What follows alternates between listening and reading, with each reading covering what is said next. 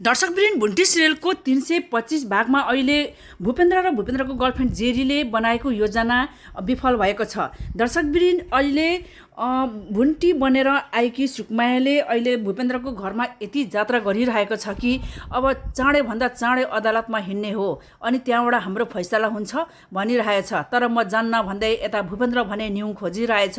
भुन्टीले माथि भुन्टी बनेकी सुकुमायाले माथि गएर सबै चामलहरू दाल चामलहरू भागबण्डा लगाइरहेकी छिन्। अब आफ्नो जेठाजु जेठानीहरूलाई त्यो माथिको तलामा बस्नु नदिएर मुनि बस्ने भनेर निर्णय गरिसकेकी छिन्। र जेठानी दिदीले मैले नै बनाएको घर अनि मैले मेरै दुःख गरेर कमाएको सम्पत्तिमा त राज्य गर्ने त को होस् भन्दै भुन्टी बनेर आउने सुकुमायामाथि हात लाएपछि सुकुमायाले के बाँकी राख्थिन् र त्यति शक्तिशाली भएर आएकी सुकुमायाले आफ्नो जेठानी दिदीलाई यस्तो राम धुलाई हानिन् कि त्यो यस्तो झगडा परेको सुनेर आफ्नो जेठाजु भुवन पनि भुन्टीको जेठाजु भुवन पनि माथि आए। हैन के गरेको तिमीहरूले भुन्टी तिमीलाई त मैले तिम्रै पक्षमा लागेर यति धेरै बोलेको थिएँ र तिमी नै अहिले हामीलाई यसरी हामी तल मुनिको तलमा सार्दैछौ भनेर अनि भुवनले भन्दाखेरि अनि के गर्नु त मलाई यहाँ आफै आएर यहाँ हात लाएर राखेकी छिन् र मैले केही गर्न नहुने यो घरमा अनि त्यही भएर मलाई यति धेरै हेला गरेर मलाई गाह्रो भयो। यो हेला सहनु म सक्दिनँ। त्यही भएर एउटै ठाउँमा बसेपछि उसको अनुहार देख्छु र भूपेन्द्रले पनि उसको गर्लफ्रेन्ड ल्याएर अङ्गालो टाँसिँदै बसेको देख्छु र आफ्नो श्रीमानले आफ्नो आँखा अगाडि को पर स्त्रीलाई अङ्गालो मारेर बसेको म देख्न सहदिनँ दाजु। यही भएर मैले यसरी हामीहरू अब किचन छुटाएको हो। त्यसरी नै तल बसेर जे गरेर खाए पनि मेरो आँखाले नदेखेपछि मलाई ढुक्क हुन्छ।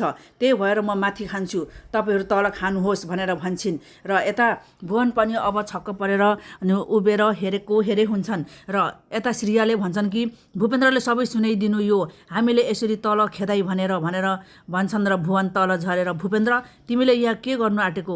यो छिटो अदालतमा गएर फैसला गरिहाल। भुन्टीले हामीले माथि बस्न दिइरहेको छैन। अब तलै बसेर हामी खानु हरे अनि एउटै घरमा यसरी हामी नमिली बस्नुभन्दा बरु उसलाई स्वतन्त्र उसलाई न्याय दिए र ऊ आफ्नै खुसी हिँड्छे। यस्तो अवस्था हामीले भोग्नु पर्दैन भनेर आफ्नो भाइलाई सम्झाउँदाखेरि भूपेन्द्र भने रिसले आगो हुँदै फेरि त्यसलाई म कहाँ छोड्छु र यसलाई म बाँकी छोड्दिनँ भन्दै भुन्टीलाई झम्टाउनको लागि जान तयार भइरहेछ।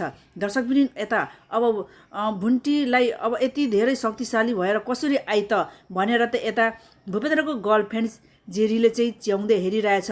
यसले त मार्दो रहेछ, यो खतरा यति धेरै खतरनाक कसरी भई अब यो यस्तो खतरनाक भएकी छ मलाई यहाँ बसी खान दिँदैन। भूपेन्द्रको वरिपरि मलाई बसेको खाएको हेर्न यसले सक्दैन। अब मैले के गर्नु होला म भनेर ऊ चाहिँ एकदम निराश भइरहेकी छि भूपेन्द्रको गर्लफ्रेन्ड जेरी भने।